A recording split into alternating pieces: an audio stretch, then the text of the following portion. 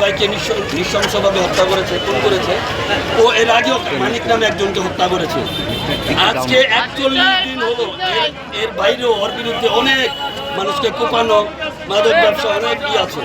এরপরেও 41 দিন হয়ে গেছে, ও গ্রেপ্তার তো হয় নাই, প্রকাশ্যে আবার মানুষকে হুমকি দিচ্ছে। যারা যারা এই নাসিরের হত্যার বিচার চাচ্ছে তাদেরকে সে দেখে নিবে, তাদেরকে পর্যায়ক্রমে হত্যা করবে।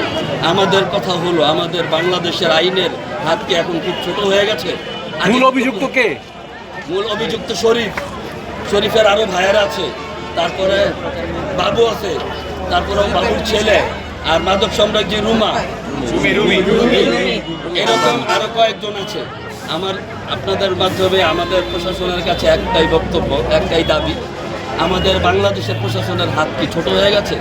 আমরা ছোটবেলা থেকে জেনে আসছি আইনের হাত অনেক লম্বা। তাহলে 41 দিন হয়ে গেল, এখন পর্যন্ত আমাদের প্রশাসন খুনি শরীফকে ধরতে পারলো না। সে আবার হত্যা আমাদেরকে হুমকি দিচ্ছে, আমাদের কাছে মারবে। আমরা আপনাদের মাধ্যমে প্রশাসনকে জানাতে চাই, অবিলম্বে যদি এর কোনো বিচার করা না হয়, আমরা অনবরত রাজপথে বসে থাকবো, প্রয়োজনে আমরণ অনশনে যাব। শরীফের হাতে মরার চাইতে রাজপথে মরবো। আপনাদের আন্দোলনটা যৌক্তিক, কিন্তু আপনাদের এই আন্দোলনের সাথে কিন্তু সাধারণ মানুষ আপনাদের পাশে আছে।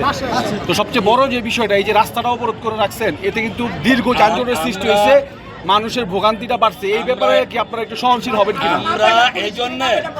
আমরা এই জন্যে সবার কাছে ক্ষমা প্রার্থী। আমরা না পারতে, আজকে আপনি ভেবে দেখেন, 41 দিন, 1 মাস 11 দিন, আজকে 41 দিন, আমরা তো এর মধ্যে কোনো রাস্তায় আসি নাই।